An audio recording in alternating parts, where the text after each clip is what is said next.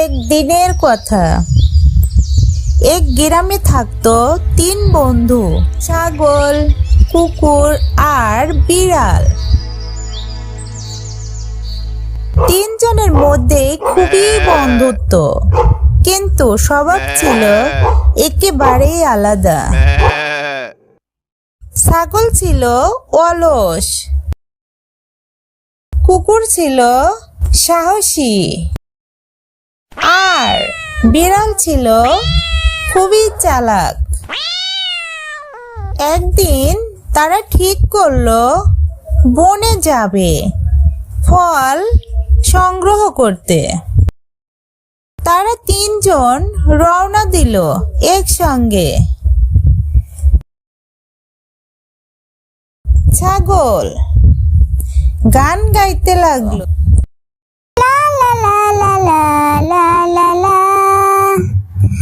আমি ছাগল যাব বনে খাবো ফল, লা লা লা লা লা লা লা লা। এই গান শুনে কুকুর ছাগলকে বলল, আস্তে যাও, সিংহ শুনে ফেলতে পারে, আমাদের বিপদ হতে পারে। ছাগল বলল, আচ্ছা ঠিক আছে, চলো বন্ধু। 3 জন হাঁটতে হাঁটতে দেখতে পেল একটা বিশাল বড় আপেল গাছ। গাছে অনেকগুলো আপেল ঝুলে আছে, কিন্তু আপেল গাছে ছিল একটি টুনি পাখি। সে ছিল খুব চালাক এবং দুষ্টু। সে ওই গাছের আপেল কাউকেই খেতে দিত না।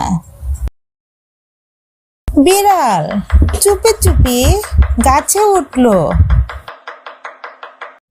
আর একটা আপেল পারতেই সঙ্গে সঙ্গে টুনি পাখি লাঠি হাতে নিয়ে বিড়ালকে তাড়িয়ে দিতে আসলো। বিড়াল মেও মেও করে দৌড় দিল। ছাগল আর কুকুরও পালালো তার পিছু পিছু। অবশেষে তারা একটি পুকুরের সামনে এসে হাজির হলো এবং প্রাণ বাঁচালো। পরে সবাই খুব হাসলো। বিড়াল বলল, আজ বুঝেছি অতি চালাকি সব সময় কাজে লাগে না। ছাগল বলল, একসঙ্গে থাকলে বিপদে রক্ষা পাওয়া যায়। কুকুর বলল, বন্ধুদের আসল মজা এখানে, হাসিতে ভুলে আর একে অপরকে সাহায্যে।